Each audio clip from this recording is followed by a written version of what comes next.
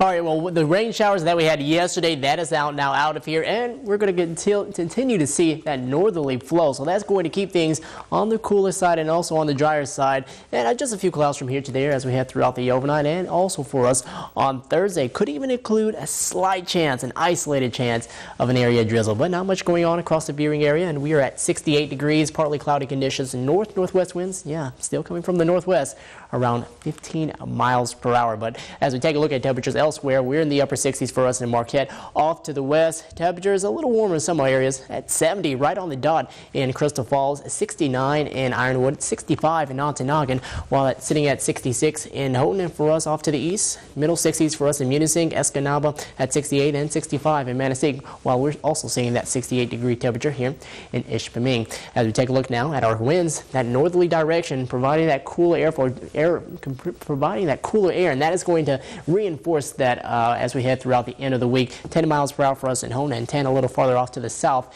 in Escanaba. But things will begin to moderate, and we'll see more of the 70s like they're seeing farther south in the state, like here in Grand Rapids at 70 degrees and 72 in Detroit. But we will be locked in this pattern that looks to keep us about a good 5 to 10 degrees below average in terms of temperatures. But for tonight, not expecting any storms at all. It's going to be a very quiet overnight for us. A mix of clouds and sun throughout the day on Thursday. And like I said earlier, maybe a very small chance, around a 10% chance of an afternoon light shower or just an area of drizzle. And by later on during the weekend, heading into the weekend, we'll keep those chances around, and they could even become a little greater as we get to Friday and Saturday. But for the most part, it doesn't look to be anything of concern, as most of the heavier rain will be off to our east and well off to our south. But as we take a look at our setup as we end off this week, still pretty chilly across the eastern half of the nation as that cold front swept through and is providing that northerly flow behind this area of low pressure